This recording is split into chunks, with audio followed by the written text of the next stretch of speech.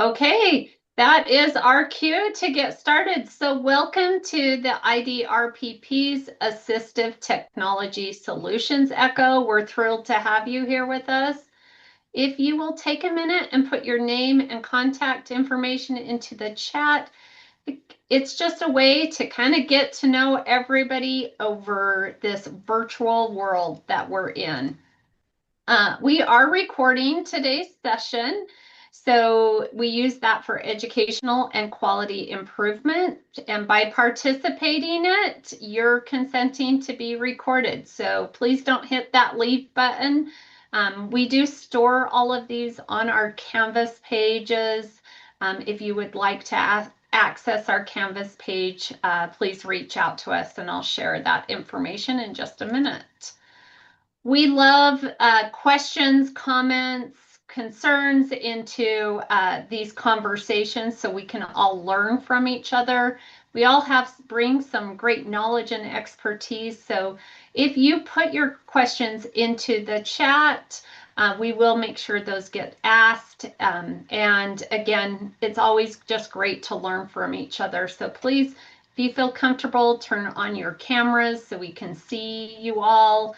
And then again, I'll do a couple of plugs for these, but these case narratives, case discussions, whatever you want to talk about, however you want to present it, it's a great way to learn from everybody on this call.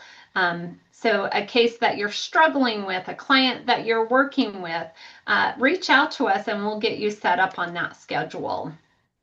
But as we are talking about any of the clients that we are working with or the situations, please protect their individual privacy. De-identify any information. If you have any questions about that, you can reach out to one of our hub members. They all have an asterisk in front of their name, so they are easier to find in chat if you're unsure of anything. A key component of an echo session is we will always have a subject matter expert. Today, we're thrilled to have Noreen coming and talking to us, as well as Shannon, who will also be sharing some things with us. And then we'll have a case presentation and get everybody's ideas and recommendations for that case, which then creates that professional networking. I know that as we've been on these calls, there's been some people that have shared an idea that I've reached out to for a client that I'm working with. So I think it's just this great way to build that networking as we're going through it. If you can, like I said, turn on your cameras and also rename your profile. It just helps us know where you're from, where you work, and what your role is, so that, again, offline, we can reach out to each other. When you raise your hand, you can do that. It's on the bottom of your screen within the React button. But we also want to remind you of the echo session etiquette. So just be respectful of the presenters. Keep your questions brief and on topic. If you can, introduce yourself and your organization before you ask a question. And again, just encourage you to turn on that camera. It's always easier to feel like we are part of this virtual network together when our cameras are on. I know that lots of times when we're virtual, we tend to multitask, but sometimes having our camera on makes us pay more attention to what is happening. Throughout today's session, we will be dropping in a survey link. After that survey link is completed, we send out monthly certificates for attendance. Thank you all for everybody who fills out those surveys. That just provides us with valuable information about how the echo sessions are going and things that you guys want to learn more about. We store everything on our Canvas page, so if you would like everything access to our Canvas page, please email us at projectecho@usu.edu and we will get you set up for the Canvas page. So we store recordings, handouts, PowerPoints, all the list of the case recommendations so that you can go back and review those. Again, just another plug to have you guys submit a case study if you are interested in that. So you can just reach out to Project Echo at USU and .edu, and we will get you set up on our calendar. We do have social media that we share information, resources about the sessions, things that are shared in the session. I know Shannon is going to be talking about this, but she shared a flyer about an exciting thing, and we will post that on our social media as well. So I'm going to stop sharing and turn the time over to Noreen. I'm going to try to find her quickly on my screen so I can spotlight her. And then I know I'm sharing your slides, so it will just give me 1 minute and I will switch and pull up your slides.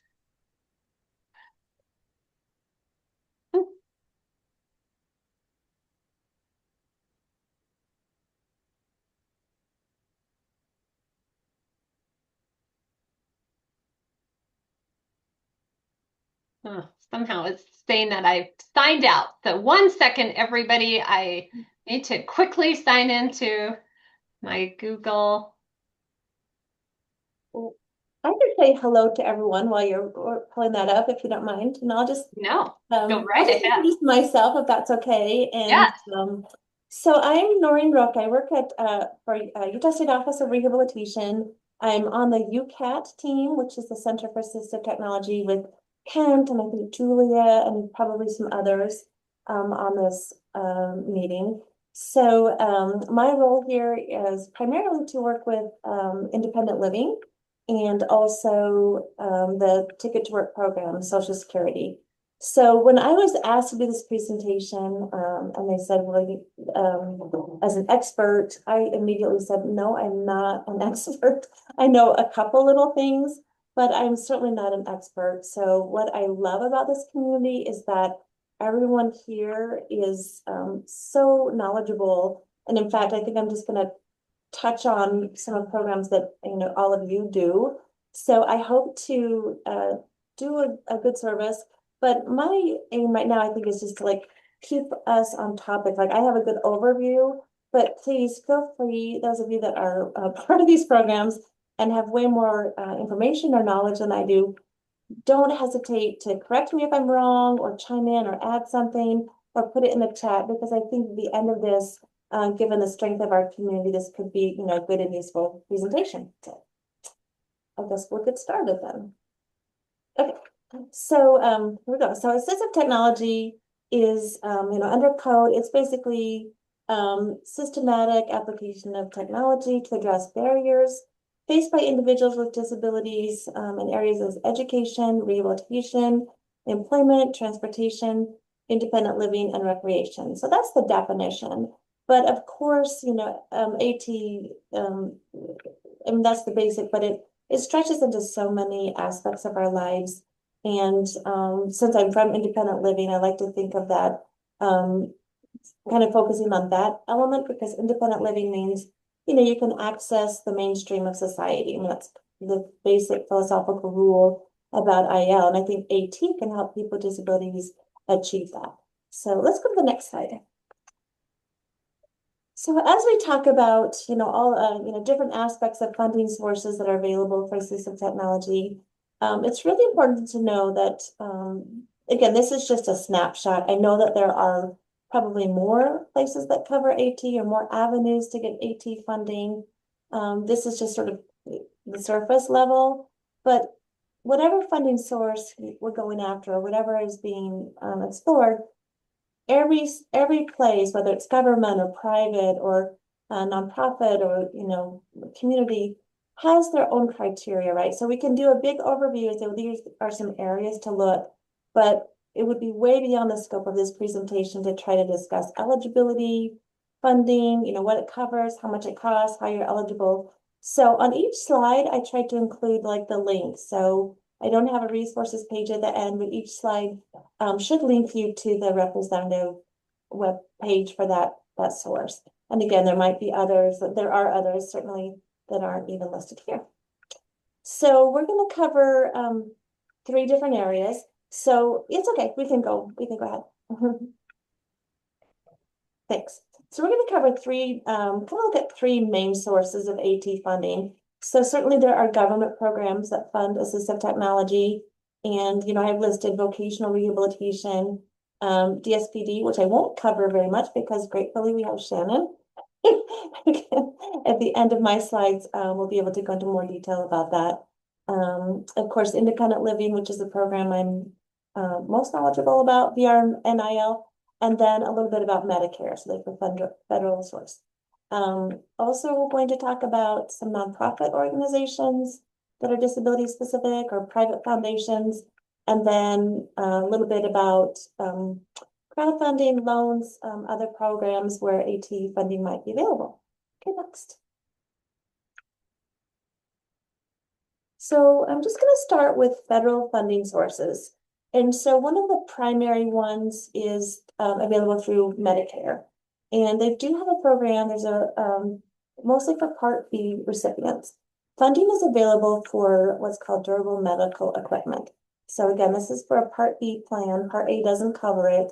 I think the next slide will list some examples, but durable just means that, you know, it can withstand repeated use. So things like bedside commodes, walkers, canes, and also the criteria is that it's used for someone who has a disability or for someone who is sick or injured. There has to be a medical reason, and also funding for Medicare has to come with like a prescription from a physician, and typically is also used in your home and has to last at least 3 years. So let's go to the next slide and talk about specifics. So again, given that there's always going to be criteria for who is eligible, what is covered, how often it's covered, the amount it's covered, is a lot of times going to be contingent on each person's Medicare plan and what they've been able to receive in the past. Like, for example, Medicare won't cover like a commode chair and I don't know, it's been a long time, something else, you know, like if they're like, if you get the commode, then you don't also get the wheelchair, or, you know, can be very specific about just getting you one thing and not multiple things. So that's one of the issues with Medicare sometimes. Or they might supply funding for a wheelchair, but you only get that, every 3 years. Or they might pay for a wheelchair, but not the tilt and not the, you know, cameras and not the other sit to stand features. So there are limitations.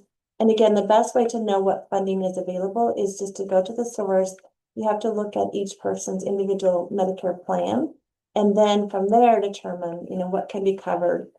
And again, all of those criteria are going to apply with what the physician is requesting, what's been purchased, how long they need it, how it will be used, and whether the equipment has also been supplied. So, okay, next slide. I'm going to turn my phone off. It's beeping. There's also a federally funded program, which, you know, is represented here is UATP, which is the Utah Assistive Technology Program. So again, Laura or anyone, please feel free to jump in here to provide more examples or, you know, what can be covered. But UATP is federally funded through ACL, which is the Administration for Community Living, and in short, can be covered. Let's see. So the low interest loan program is for maybe bigger ticket items like vehicles for accommodations, or maybe some more expensive power wheelchairs, or, you know, kind of those big ticket items. And this is important because some of the other programs like independent living, for example, requires financial needs. So there's a financial need criteria. So not everyone that comes to independent living will qualify for those big ticket items because they might actually be over income. So that might be a great resource to go to UATP for the low interest loan.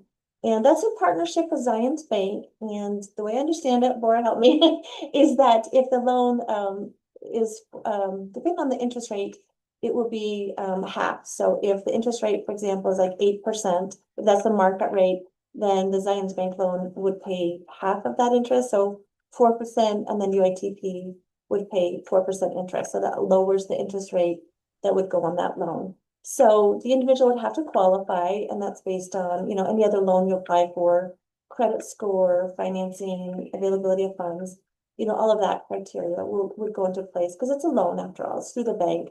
UAT just helps lower that interest rate to make it more manageable. The other thing, let's see, did I miss anything? The other thing about that there's a limit. It is $2,500, I believe, for the maximum interest that would be paid. Is that right, Laura? Which one, for the small grants? For the small grant, yeah. We pay up to $500. Oh, sorry, the loan. The loan is the loan. 2,500 for interest. Thank you. And then the small grant program is exactly that. So up to $500 for assistive technology. So again, like maybe things that are lower ticket items can be, it could be anything, you know, walker can be I think it's small. That's if it's up to $500, you can make a direct loan, small grant request through UATP, and then there's a committee that will decide if it can be funded. Okay. Also, UATP offers a loan program. So there's equipment available for loan. Some of those require a monthly fee. To know which one you need, you just go to the AT for All website, and then you can find what's available, and then whether or not it's just available for loan or whether there's a fee applied. And UATP also can help refurbish used technology. So let's go to the next slide. So Utah AT for All, again, this is available through UATP, and it allows people who have AT that they want to either sell or give away. They can list it on their website. So it might be a good place to go see what's available. If people are like, you know, here, I just have this equipment that became available, could be listed there. And we encourage everyone to share that information with your communities that you serve so that we can, you know, help build that availability of technology available and make it more accessible for individuals. So it allows people to go search for AT equipment and also looking for the demonstration or loan. And for individuals who want to sell their AT, like one of the ones that we run into or that I've seen is that sometimes like those older modified vehicles, somebody wants to sell them, but you know, there's a niche market for that. So, you know, there are sometimes on KSL that could also be listed here, which might help others who are looking for those equipments. You know, it's always transportation is always a huge need, as we all know. So, all right, I guess we'll go next. Okay, state funding resources. So that kind of covered some of the federally funded things, and now I'm just going to focus on what's available through the state. So the primary sources of state funding are vocational rehabilitation, centers for independent living, and then division of services for people with disabilities. So for vocational rehabilitation, again, it's really the goal there is AT would need to be part of an employment goal. Vocational rehabilitation exists for the purpose of helping individuals achieve employment. So that's the main purpose. Centers for independent living, which are individual nonprofit centers. However, there is an AT funding program that's been allowed with funding available from the legislature and also from the Department of Workforce Services to enable people to have assistive technology. And I'll talk about each one of these in a little more detail in the following slides. And then Division of Services for People with Disabilities, DSPD, promotes opportunities for people to live self-determined lives. So let's go to the next slide and we can talk more about vocational rehab. So for vocational rehabilitation, there's an application process. So individuals with disabilities would first need to apply for vocational rehabilitation, and then at the web link below, the URL, can get access to an area where you can download an application, fill it out, and then provide you contact information for your vocational rehabilitation counselor. So all services that are provided in vocational rehabilitation are arranged with the client or consumer, whatever you call them in your world, the individual with a disability and their vocational rehab counselor. And the eligibility for voc rehab is really just that. You have to, an individual has to show that they have a disability that impairs their ability to work. So that's probably the key, an operative thing about vocational rehabilitation. So for example, if someone who is a wheelchair user and was able to operate a computer and had a job as a computer programmer, applied to voc rehab, and they wanted a job using a computer and that they could access, they might not be found eligible, even though they have a disability. It would really be an exploration of, does the disability that they have pose a barrier to employment? So that's always it. And then if that's the case, you know, there are other criteria that might come into play there with that example. But if the individual does have the barrier to employment based on a disability, there must also be expectation that services provided for vocational rehabilitation would result in an employment outcome, or that's the goal. And the good question is the first step is eligibility.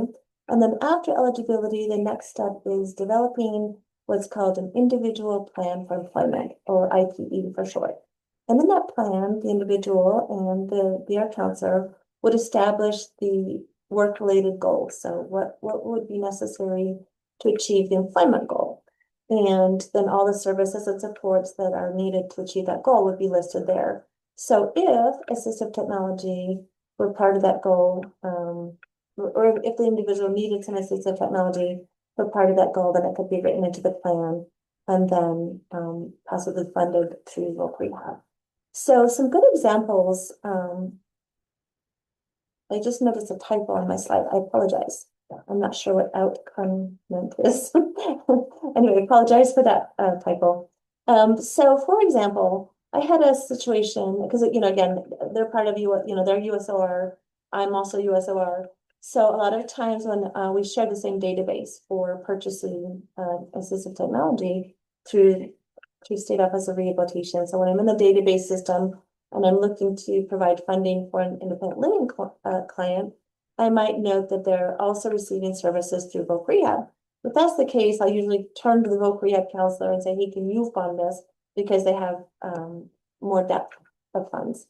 But sometimes the answer is no. And some examples might be, one example I can think of is an IL consumer wanted to receive assistance with a modified vehicle for independent living. But when I noted that that person was receiving vocational rehabilitation services, I went to the counselor said no. I went to the field service director. I went a little bit up the chain. And I said, well, is there anything that voc rehab could do to support this consumer with their request for transportation? And at the end, the answer was still no, because the consumer, sorry, I go back and forth between consumer and client. Consumer is how we say it in independent living, and client is how VR calls them. So anyway, the client, the VR client, was determined not to get funding for the transportation because they reside in Salt Lake City and they were very close to accessible transportation using tracks, the bus, and their employment was on that public transportation line. So as far as employment goes, they didn't need another vehicle or a vehicle to get to work. But for independent living, which we'll talk about in the next slide, they might need that vehicle to go to church or go to movies with friends or go get some pizza, you know, all those kinds of things that involve independent living. So that's maybe one example where, you know, the person was getting both services from the state, but because of the different criteria and the reason for funding, then voc rehab wouldn't support it. Another one another example, well, let me do it when I get to IL. So let's go to the next slide and talk about independent living. So independent living centers are federally mandated. There are 6 centers throughout the state of Utah, and every county in the state of Utah is covered or represented in an independent living center. And so the purpose of IL centers is to help individuals with disabilities participate in the full inclusion in the mainstream of American society. I mean, the definition goes a little bit broader than that, but in short, and for the purposes of AT, and that's what we're trying to accomplish. is making sure that an individual has independence, that they speak for themselves, and that they are fully participating in society. And so the difference between IL and voc rehab is that voc rehab, when an individual applies there, they have to come with medical documentation and show their disability, and then establish that their disability is constitutes a functional limitation to employment. In IL, there's no burden of proof, so a person does not need to come with their medical records or demonstrate or prove any disability. So it's just accepted when a person goes to an IL center and stipulates that they have a disability and that they would like assistance with their independent living, then they can, they're accepted and they're eligible. And then the next step, kind of similar to voc rehab, is that they would also develop a plan for independent living. And again, the voc rehab plan is towards the goal of employment, and the independent living plan is towards the goal of independent living. So pretty straightforward in that regard. And then if part of the goal for independent living includes accessing the community, or one of the big, there's like 6 federal core mandated services in independent living, and one of those is like nursing home transition. And so, for example, if we're trying to either divert someone from going into a nursing home or help someone who's currently in a nursing home or higher institution, more restricted environment, and they want to come out, and the AT will help them. And that's a specific core mandated service for IL. So in order to receive any assistive technology funding through the independent living program, you first have to go and become eligible through independent living, and then develop a plan, independent living plan.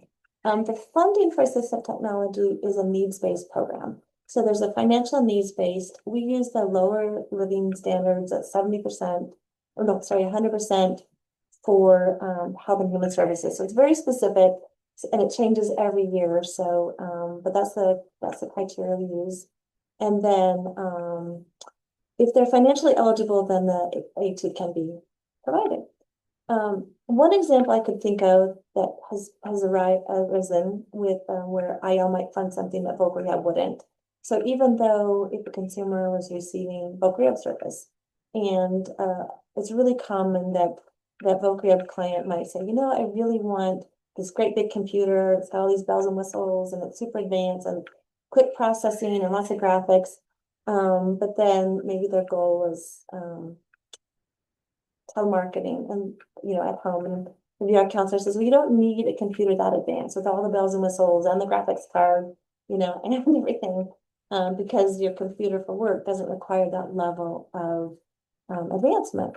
But for IL, that's something that could be considered, because a lot of people who currently might be living at home, have limited mobility in the community, are accessing computer to do online gaming or online platforms where they can connect with other people. So they'll have like a headset, they'll have an advanced computer, and that enables people to connect to online gaming, online services that connects to community. So that could be a reason where IL might fund it if they're financially eligible, and VR wouldn't, even though they're receiving services at both programs. So I'm going to stop here and just see if anyone has any questions, because I've been rattling that. And okay, no questions. Oh, Shannon. Question, but I don't know how to raise my hand on this platform. Oh, that's okay. Just put your mic on. Do they ever combine independent living centers and VR? Do they ever combine funds to get the person what they need? So you guys might say, well, we'll give you $2,000 for the computer that we think you need, and they could match and match funds that way, or is that's just too difficult to match? It's a little difficult. Yeah. But there's nothing saying that we couldn't. Typically, if for our part, because our funding is more limited than what VR has available, then in that scenario, if VR says yes, we agree, we'll cover that as part of their employment plan. We would just let them pay for it. So yeah, that's mostly how it works. Sometimes though, like for example, right now, vocational rehabilitation is on, there's a wait list to come to voc rehab. So if I go in our database system and I see that a person is eligible, but I know they're waiting to develop a plan for employment. And so even though they're technically like they're in voc rehab, but they don't have a plan yet, then I wouldn't hesitate to fund their independent living if they're financially eligible. Any other questions?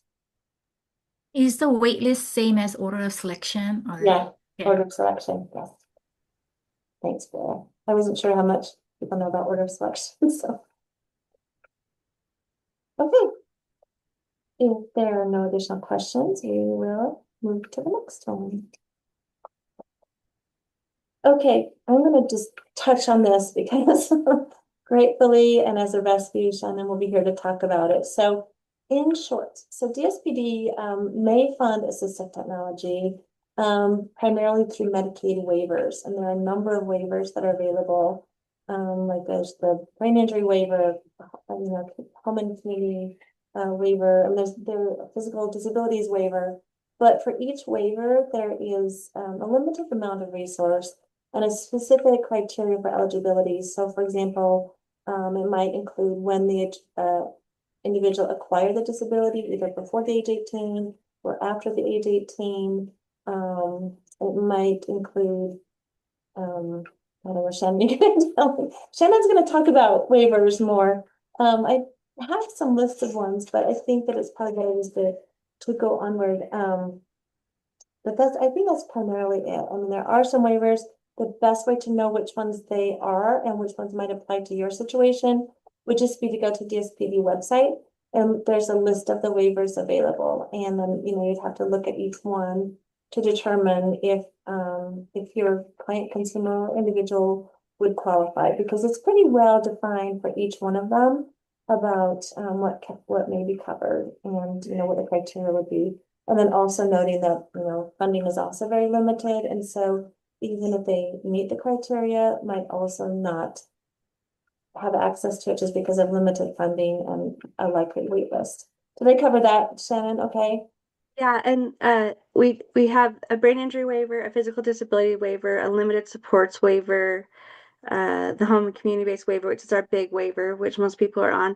And assistive technology is, like it says, it's primarily for emergencies and one time, and they do have to have a plan in place with their support coordinator, and it has to be on their plan, and then we're able to purchase assistive technology at times. But if they're in services, they can reach out to their support coordinator. And a lot of times we can come up with something depending on the situation, but if they're on the wait list, that's when it becomes extremely difficult to purchase assistive technology without like special funds that come through, like ARPA funds and things like that. Wonderful. Thank you so much. That's really helpful. Okay, let's go to the next slide. Okay, so for the next section, we'll talk about, unless there's any other questions for like federal and state funding. Okay, let's talk about nonprofits and grants. So we're going to look at some private foundations, some disability-specific organizations, and then also community grants. So we'll just touch on each one of those. Okay, next slide. So I had the opportunity of presenting about independent living, about disability history, technically, to the Salt Lake Rotary Club last year. And they informed me also that they have, there's a committee, it's called the Acts of Kindness Committee, and they're able to provide one-time financial assistance to individuals who have urgent needs in the community. So they might include even like emergency expenses, utility shut-off prevention, medical costs, if it's under $500, and assistive technology. So it's just emergency funding, it's acts of kindness, but certainly assistive technology also fits into that realm. So kind of similar to UATP, if it's under 500, you could make a request through Rotary. The one, I know for sure that the Salt Lake Rotary does that. And then for those of you that live in other communities, you would need to check with your local Rotary Club to see if they offer that same thing or have, a similar committee. So this presentation. I can't go into every single one of them, but it's just a thought. Same with the Lions Club. So Lions Club also has available funds for assistive technology, but primarily their focus is on vision and hard of hearing, because that's part of what their foundation was built on. So they again, you'd have to look at your community, which community you're in, look at what their specific criteria is and what's available for funding and how to access, those funds. And they do say that they support assistive technology on a case-by-case basis. So again, and I think that for each of us, since we are, community experts and we're all involved in, the disability community and service sports, these are great organizations to reach out to, offer a presentation, present your services and make those connections, because I think they can be invaluable in helping, not just the AT funding, but, for example, like the Acts of Kindness Committee, with emergency funding for utility shut off. I mean, that's huge for a lot of people.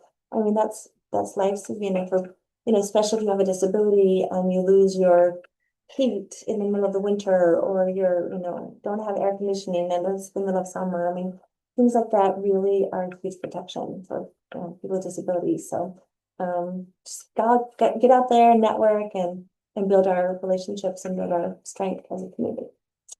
Okay, next one. So disability specific programs, and again, each one has their own criteria. But just to name a few, there's like the ALS Association, Lou Gehrig's, please don't make me say it, I should have spelled it out. Help me someone, arteriolateral sclerosis. I should have spelled it out. But amyotrophic lateral sclerosis. Thank you. Not to spell it. I should have spelled that out. I apologize. But they can provide funding or just loaner equipment for individuals who are experiencing that. Especially, and then I know that some individuals, once the equipment is no longer needed, they turn it back into the program. So, it can be used. It's a lot of similar equipment, ramps, some feeders, some communication devices, all types of things, equipment for ADLs. So it can be used and then sent back to that organization for other individuals to use. The Muscular Dystrophy Association also may provide durable medical equipment.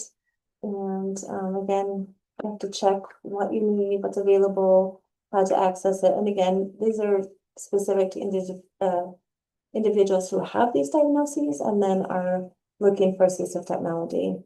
Multiple Sclerosis Foundation also has a program.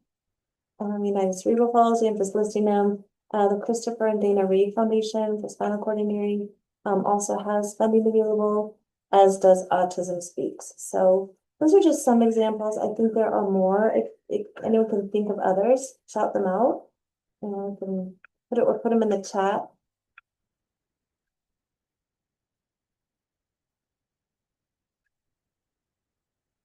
Okay, well, there's a few. If you're working with individuals with those diagnoses, then go look there and see if funding can be available. Alrighty, next slide, please. Wanted to shout out to Shriners Hospital, and I'm kind of a partner with UCAT also participates in this program. It's the Go Baby Go program. Kent and Mike Connie to talk more about it. But in short, these are they're ride-on toy cars for children with limited mobility, because it's so important as a very early age to establish that independent movement and development. And when those young children get into these cars, it's fun for them. They're enjoying it. You can see the image of the child here, with the buttons. So it feels fun. It feels like what other kids their age, their peers are doing. But it really helps them get that feeling of like, oh, I can move myself, which can lead to more movement and mobility, as they develop. So the cars can be customized, so they can have like different controls, adaptive seating, safety features. Again, it supports that motor and cognitive development, social development, and it's built in partnership with engineering and therapy teams, and can be also you can participate. So Ken, do you want to say anything else about Go Baby Go? No, actually, I think you covered it really well. Thanks, okay. Whew. Okay, let's go to the next one. Okay, so speaking of UCAT, so valued community partners, so again, UCAT is available. That's the Utah Center for Assistive Technology. Kent is the director who's in this presentation. And they're statewide resource, so anyone can access UCAT, and UCAT can even, go on the road, help individuals in the rural and outlying communities, or work over like a Zoom platform to provide, help provide assessments and technology solutions for people experiencing all kinds of disabilities. I mean, low tech, high tech, they can customize, they can make recommendations. There's no funding available, like UCAT doesn't fund any assistive technology, but they can be such an invaluable resource for determining the needs of an individual and, saying, here's some things. And even if an individual might say, well, I know what I need, it's this device, but I can't afford it. UCAT might be able to help find an alternative or a customization or, another way to access that. Great resource. I think probably all of you are most likely familiar with UCAT, and if not, please come pay a visit, get to know it, meet the team, and it's a great and indispensable resource when it comes to assistive technology. Anything else, Kent, you want to add? No, I don't think so. Just like Noreen said, if you have questions about us, let us know. I know we might be running short on time. I could go on for a long time, but we welcome people coming in and tours, and no cost evaluations to anyone in the state of Utah. Thank you. I know it's hard to cover this because there's so much you could say about each one of these slides. Like every slide could be like a day-long seminar, but again, this is just going to skim the top, and hopefully as a community we share with each other our knowledge, our resources, anything that we can. Okay, one last, I think, almost to the end here. Julia, I know you're in this presentation, so I'm gonna ask you to chime in here. So the Utah Assistive Technology Teams is federally funded, supports schools. So again, they provide assessments and they work with teams at schools like anyone that has an IEP, so they might work with the speech therapist, the teacher, the occupational therapist, and that team that's within a school to help provide solutions to help accommodate students with disabilities in the school system. So UAT itself does not provide funding for AT, but they work directly with the schools to make sure that they've done a thorough assessment and that the school knows how, where, what, and why to access the AT, and then the school is responsible to purchase the assistive technology. And but one thing I would say about IL in partnership is sometimes what may happen is a student who's found eligible for AT through the school might not be allowed to bring that AT home in the evening or in the summertime. So again, if those situations arise, then independent living, for example, might be able to jump in and help make sure that that device can be with that person, or have like a device for home, and then he or she has one at school. So just want to make sure all those needs are covered. Julia, do you want to add anything or correct me?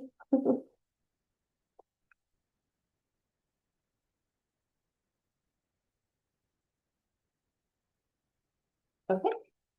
Well, the website's there, and of course you can contact with any questions that you might have. Okay, last slide. All right, so as we've just said throughout, this is just a general overview about potential funding. Everything's dependent on, location, current funds available, individual criteria for qualifying for the AT, and you'll also, each time we'll have to go to the source to find out, how, where, when, it can be covered.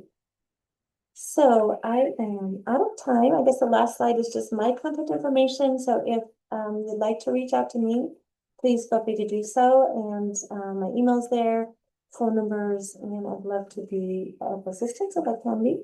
And thank you so much for your time, and for those of you who were able to help share in the comments and clarifications for this presentation. So I will turn it back to Janelle. Noreen, that was amazing. Thank you. And I also, my big aha was using like the Rotary Club and the Lions Club. I think that's a great resource that I hadn't really thought about. So thank you. Shannon. Well, mine won't be quite as detailed and it's going to be a little shorter.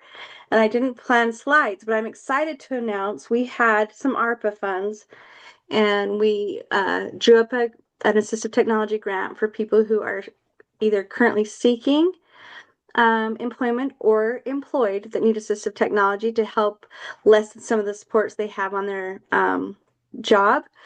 So we were able to use ARPA funds through December. Had so much fun with this grant and had so many successes that DSPD found some one-time funds through the end of the fiscal year so that we could extend this grant and receive applications through March. We initially were only receiving applications through October, and a couple of weeks ago we had it all approved and we're ready to take more applications through the end of March. We had about 150 people apply in October, so we had a busy October, November, and December. And the grant, this is exciting because the grant is also for people who are on the wait list. It's anyone in any DSPD waiver or on the wait list. That's the eligibility for the grant. The application is extremely easy. We made it really simple. Basically, it's a name, contact information. Are you working? What does that look like for you if you are?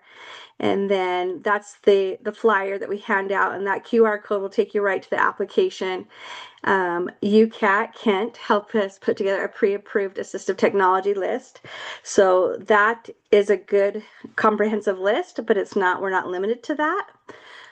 We were able to get equipment that's not on that list, just some ideas. We had yeah, I think he was about 22 years old. This kid in St. George was tired of being late to work, and he always had to rely on a ride or somebody. So we were able to order him an electric bike. I went down and saw him a couple weeks ago. He came running up to me. He says, "You wouldn't believe it, Shannon. I just walk out my front door. My friend lives 10 miles away, and I'm at her house in no time." Wendy's, I'm never late to work. They've offered me another shift, so he's working more hours. He's getting himself to and from work. We had another girl, when I met with her, she could have cared less to meet with me. She had no desire to have any social interactions, and she is an excellent seamstress, but she didn't have the equipment she needed. So she wanted to make hats and shirts and embroider them and sell them online. So we were able to get her an adaptive embroidery machine so that she could work from home and do those things and sell those. We had another kid who just graduated from HVAC school, which was really impressive. It was really fun to meet him. He needed transportation, but he was afraid to drive. So we got him a really heavy-duty electric 3-wheel bike with a big trailer on the back, so he could put his tools in that and get to and from work that way and get to each of his different jobs. And it had a cell case holder and everything, so that when he had to find his way around, he had that easily accessible so he could go from job to job to job. So those are just a few examples. The grant goes up to $5,000 so initially the grant had that limit of $5,000, but we had a couple applicants that had real significant needs that an item would really alleviate some of the supports they're given, and I was able to get approval for a little extra for those people. So we are doing about a 5,000 limit, but if there's a real need for someone that would really alleviate supports and they could get to and from work independently or something that way, we're able to look at that. Like the last application that, for example, that was approved for extended funds was a stander. The person had to have a stander to work, and it was $7,500. And that is a legitimate need, and we were able to get those additional funds approved for that person. So that's quick and short. That's the application, but we're accepting applications through March 31st. We have to end March 31st because the finance process is so complex, unfortunately, that it takes that long to get things ordered and paid for and things like that, and the funds end. So we have to be really careful that we're not leaving people without the reimbursements that they need. But we're able to reimburse families, we're able to order off Amazon, and we're able to reimburse medical supply companies and things like that with this grant. So it's quite a bit more flexible than your typical DSPD assistive technology would be.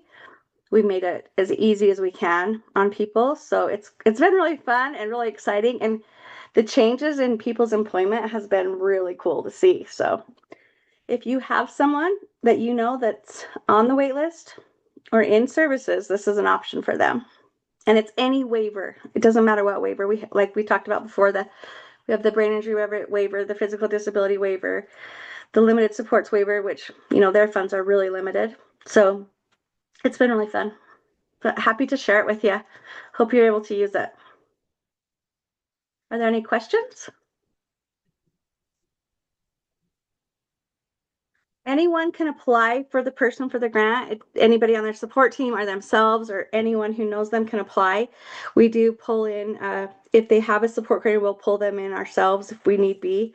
But if they're on the wait list, we've been doing all of that planning and all that on our end, my team. So that's how that's working. So really anyone can apply. And I thought I was presenting today to Utah Parent Center, so a bunch of families. So this is a different group that I thought I was going to be presenting to, but it's available to all those people. Quick and short. Well, that's it. Any questions? I know that the flyer says people with high support needs 80% or higher, but when we look at that, we're looking at a very global, any support, family support, people at work support, transportation support, like we pull in all sorts of support. So we're really easy. We meet that 80% or higher need really easy. So don't be discouraged when you see that. Those are just some great resources that you guys both have shared that hopefully there's some aha moments for us on the call. I am going to open it up if anybody has any questions to either Noreen or Shannon specific to anybody they're working with.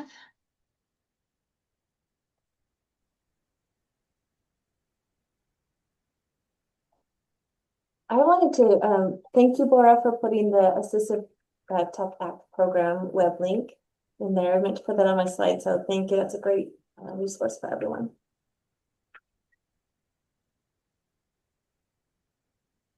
Hey, if no questions, then I'm going to ask Kurt to come off mute. And Kurt is sharing our case today. I'm going to politely disappear if nobody has any questions for me, if that's Thank you, okay. Shannon. Yeah. All right. Thank you. Everyone have a good day. Awesome. Thank you, Janelle, and thank you to those presenters today, Noreen and Shannon. Thank you for sharing. Some of the questions that I actually have in this study probably were answered somewhat in some of the stuff that's been shared. So let me pull this up, make sure I've got the right screen on. You guys see in the Echo Case presentation screen now?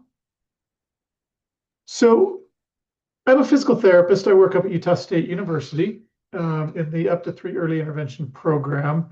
I also work on the Echo team with Janelle and Leo and the crew. But I just wanted to share a case that is really this case has been repeated several times over the 25 years I've worked with up to 3, the early intervention program. So I want to share this. There's a family recently graduated from the program that I worked with and had these situations. I just wanted to see if I can gather some information from everyone. So let me just share with you, first of all, the family situation. All these names are de-identified, obviously. There's a family with a 2-parent household. They love doing outdoor things, hiking, fishing, camping, boating, whatever, skiing, all that type of stuff. And kind of the family that they've built has been around this culture. So they had a kid several years ago, a 9-year-old boy and a 5-year-old girl. And all of those growing up years, they would take him out on hikes and they'd take him out on their boat and they'd take him skiing and those kind of things. And then 3 years ago, their son came along and their son was diagnosed with spastic quadriplegic cerebral palsy, which for those of you who may not be aware is a really significant form of cerebral palsy where the muscles are typically very tight, very difficult for these individuals to sit, to walk, to roll, to crawl, to do anything really from a motor standpoint. And this was Mason's case. He was really, really affected by his cerebral palsy. He was born with some problems during birth and during the pregnancy. This is a family that they're close together. They spend most of their free time together, as I said, prior to Mason coming along out in the outdoors. But over the past few years, it's been more difficult to do that. The parents have been engaged in the early intervention. They've taken our suggestions and recommendations on how to help stretch and strengthen and help movement and that type of stuff with their son. The kids are really good with him.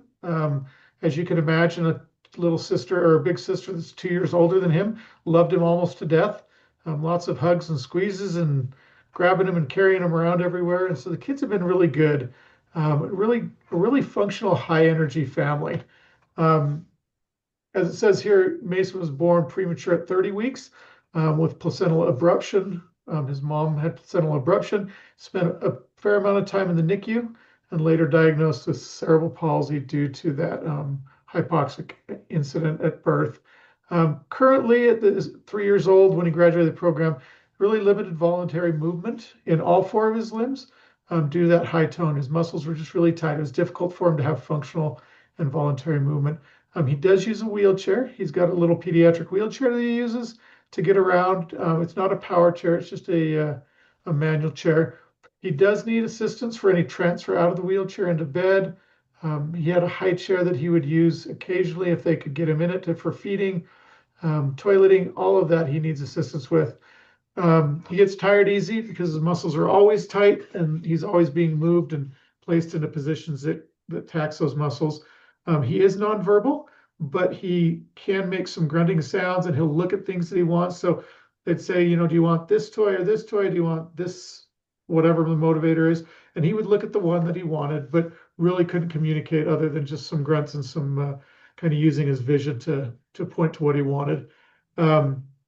Purees and high-calorie supplement drinks, so your Pediasure and those types of things.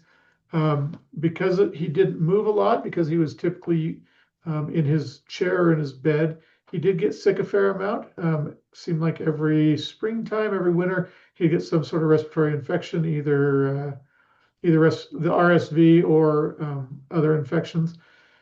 And he has had received early intervention services, including PT, OT, speech, and some nursing for his conditions.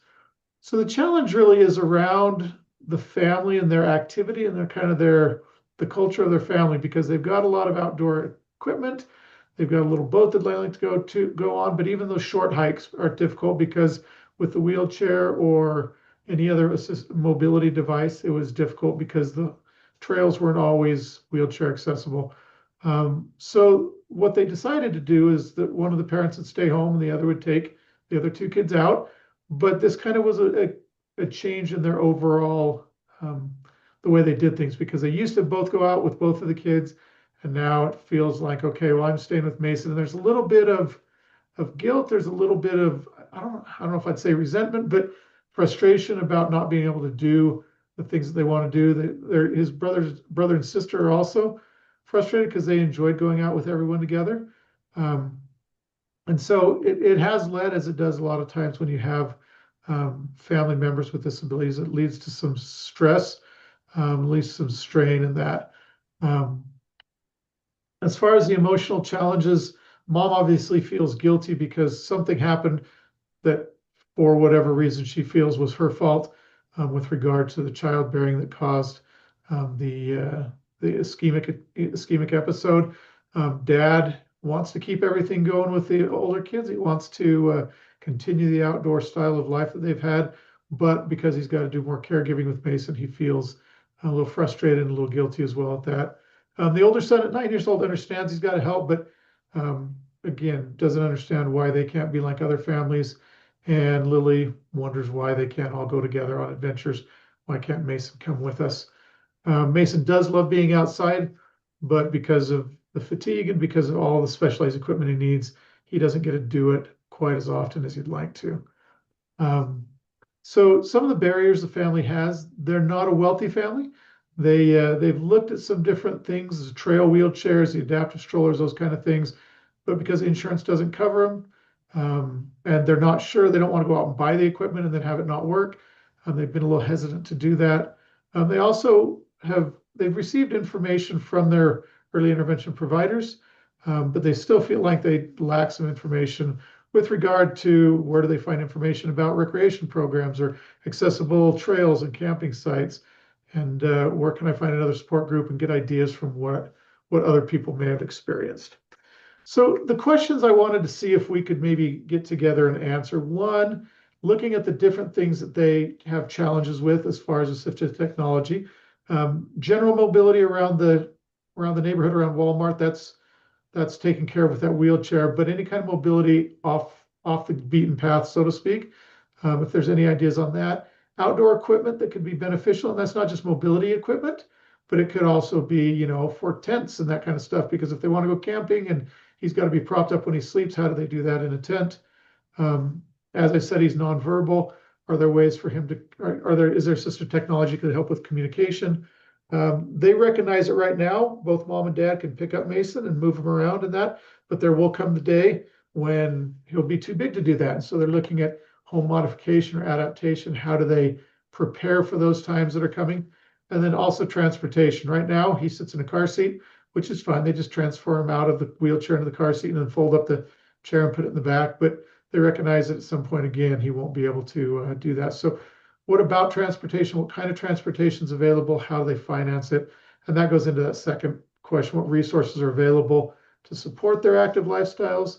Are there resources also to help them emotionally, especially with the other children? And what about the transitioning to schools after the summer break? So just share with you this scenario. I think that has probably played out for anyone that's worked with people with disabilities, particularly children. It plays out in a number of different things, whether it's outdoor recreation they love or going to the show theaters or the plays or whatever the case is. So those are kind of the questions that we have. We'd love to have some input on those in the group session. So any questions you guys have about this family or about the situation? I think I went through pretty thoroughly, but let me know if you have any questions. Carrie has her hand up.